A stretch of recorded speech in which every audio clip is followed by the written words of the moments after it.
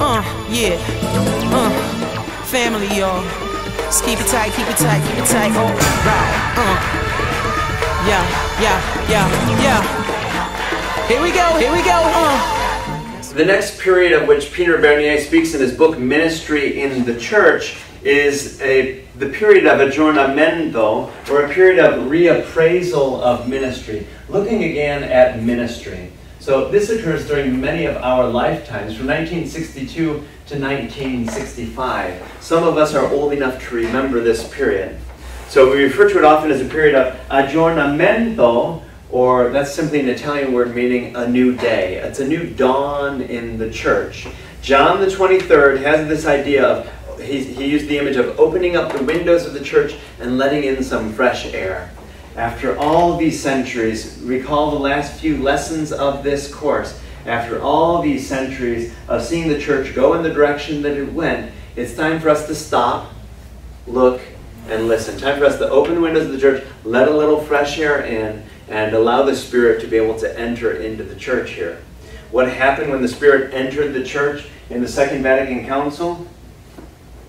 The greatest change was, we've talked about this hierarchy, and I've been drawing a pyramid in the last few lessons. It's during these last few centuries of the church that we came up with this idea of the hierarchy. And the focus during the Second Vatican Council is going to go from this, remember in past classes we've been focusing on the top here and how it is that the Pope is the vicar of Christ and stands in the place of Christ in the world, and all the power of Christ comes down through the Pope to everyone else in the church? No.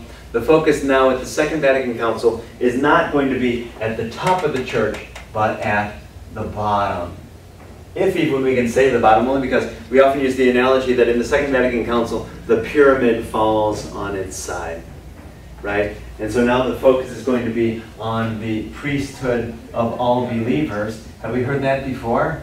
Right? That was a notion from John Calvin, the priesthood of all believers. The term that the Second Vatican Council would use is the people of God.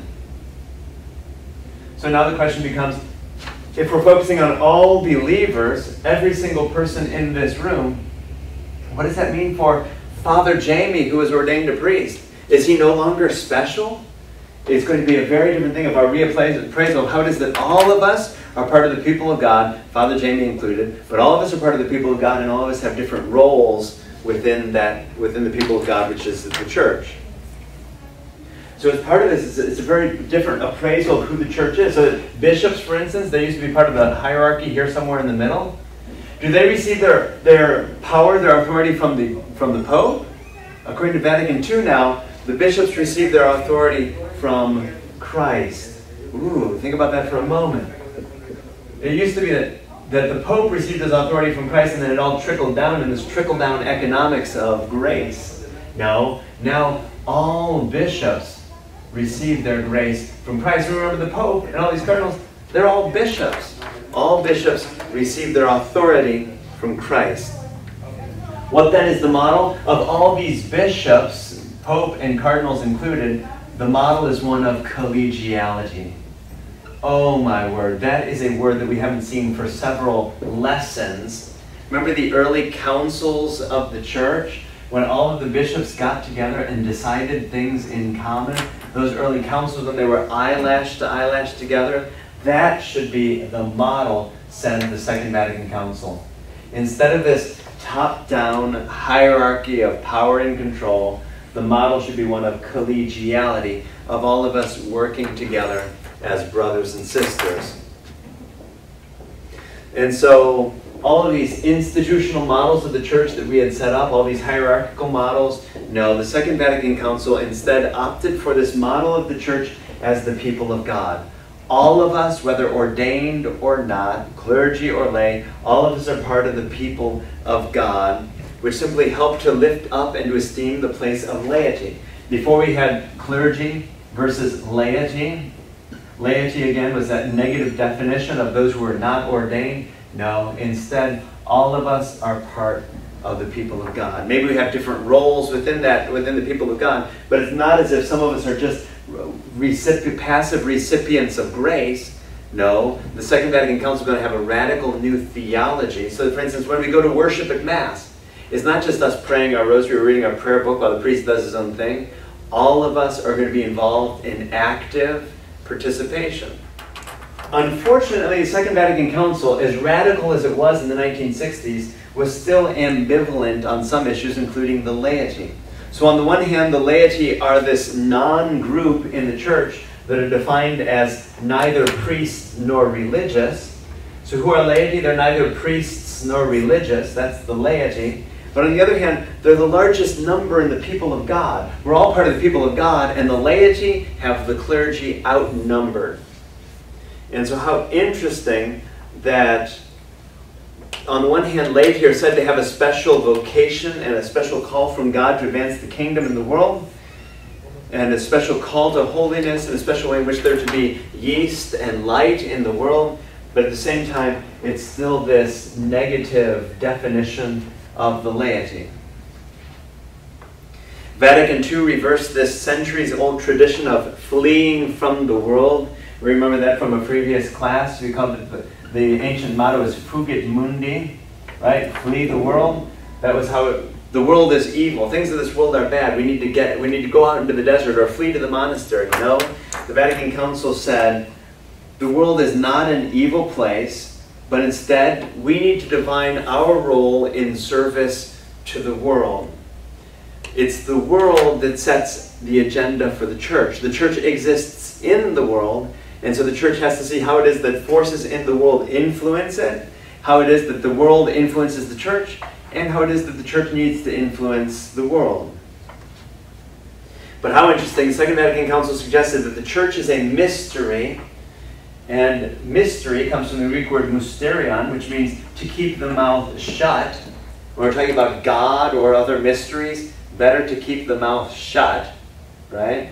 But the church too. So God is a mystery. When it comes to God, probably better for us to keep the mouth shut, because many ancients said, right, whatever we say about God is as false as it is true, because our words can't adequately capture God. Well, the Second Vatican Council, which said the same is true of the church. The church is a mystery, which means what? Better for us to keep our mouth shut, because anything we say about the church could be wrong. Its essence can never be captured in our human words and our human language and the models that we have of church. Our human words and models and ideas are never going to be able to adequately capture this mystery, which is the church. It also suggests that the Vatican Council, Second Vatican Council also suggested that the church is going to be different depending on the context in which it finds itself. So the church in the United States may be different from the church in Africa, which may be different from the church in Asia, which may be different from the church in Australia. That the particular organization of the church is going to vary in different places according to the needs of those places. One of the words that we used after the Second Vatican Council was inculturation. For instance, with respect to the Mass and with liturgy, the sacraments and the Eucharist we celebrate them depending on the culture of the church. There's a certain inculturation of the faith in various cultures. A document called Lumen Gentium, paragraph 2, resurrected the theology of the priesthood of the entire faithful. So after the Second Vatican Council, we're going to see this theology of how it is that all of us are baptized as priests, prophets, and kings. And it'll be interesting because now Father Jamie is no longer the only priest in the room. According to the theology of the Second Vatican Council, we are all baptized priest, prophet, and king. We all have a priestly role in connecting others with God and God with others, a prophetic or teaching role within the church, and also a leadership role. All of us are called to leadership in that role as king or queen. Within that common priesthood, then, with priestly, prophetic, and kingly functions, we recognize how it is that the Spirit can be active in individual members. So it's not just this hierarchy of the Spirit trickling down to people. Instead, how it is that within this priesthood of all believers, within all the people of God, the Spirit can be present and active in the lives of all and can communicate directly with all. And so the dignity of the baptized was lifted up during this Second Vatican Council, leading to a more positive evaluation of the lay state within the church. What's happened since Vatican II? Since Vatican II, in many places, since this pyramid has fallen on its side, many people wonder, okay, what does that mean for those who are traditionally the priests, who were clergy in the church, now that we're trying to overcome these distinctions, and now that we're saying that everyone is a priest, prophet, and king. Some differences in theology since the Second Vatican Council. We see ourselves as all of us celebrate the Eucharist. So it's not just paying a priest to say Mass for your intention. No. We used the example in a previous class of paying a priest $5, going down to San Jose, paying a priest $5 to say a Mass for Sparky, your dog who passed away. No, it's not just the priest praying for whatever intention. It's all of us praying for one another's intentions. And if we're all priests then, how interesting, because all of us can be lifting up those prayers together. Since the Second Vatican Council, we saw the rebirth of intercessions or prayers of the faithful during the Mass. It was our way of being able to pray for needs together. All of us praying together in our role as priests, all of us, during the Mass. The Second Vatican Council deliberately abandoned the identification of the priesthood with worship that was made during the Council of Trent, so that Tridentine identification of the priesthood with the Mass was rejected, and they even rejected the scholastic definition of priesthood. So in the documents, some bishops had proposed using the word, the scholastic definition of priesthood. Scratch that out. That never made it into the final documents of the church.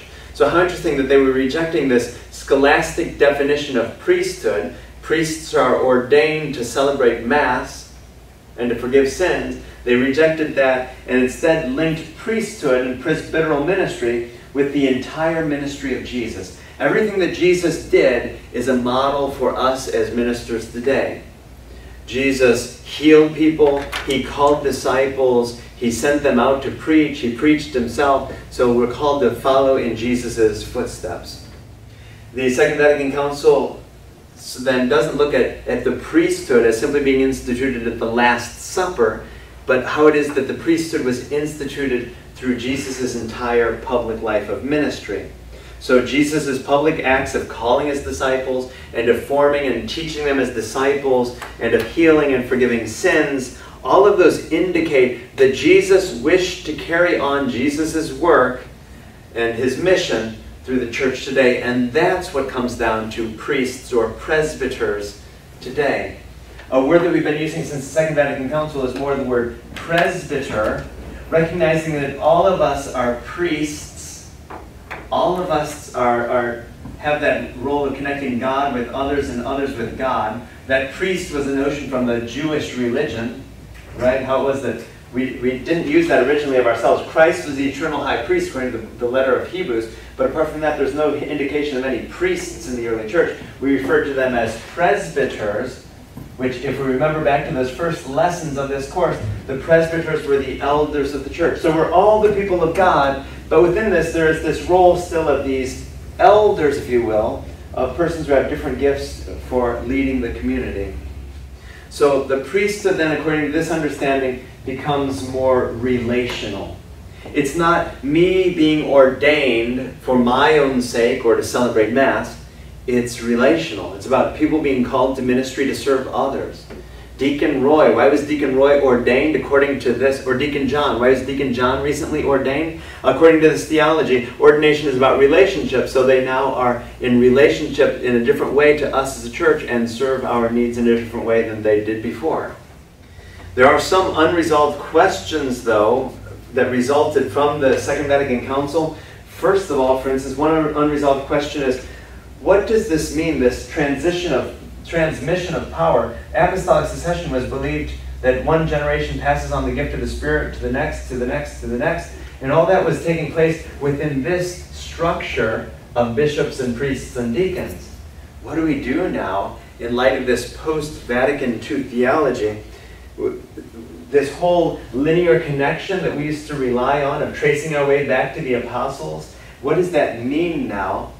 What is that, and what does this whole reliance that we had previously on apostolic succession mean? Do you need apostolic succession to remain faithful to the church?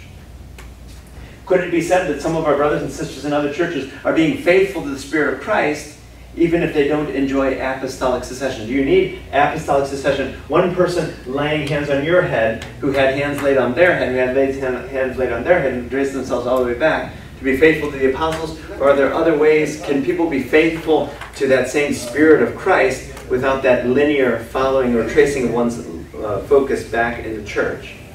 That question is raised by Father Paul Bernier in his book Ministry in the Church. Simply because this linear theory of apostolic succession, it focuses on presbyteral powers in a way that's historically questionable, to say the least. Simply meaning that what happens if you find that something was lost in this process of transmission, right? That you trace back your apostolic succession to one point and then you couldn't trace it back any farther.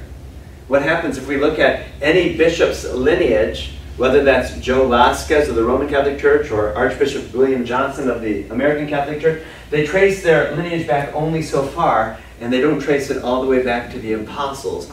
They just presume that if they trace it back that far, then it will trace back to the apostles from there.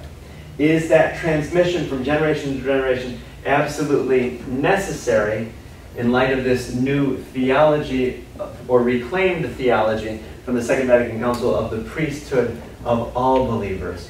All of us are in this room, share in the gifts of the Spirit, and can help connect God to others and others to God. We are all part of the people of God. Does it rely so much on such things as apostolic succession?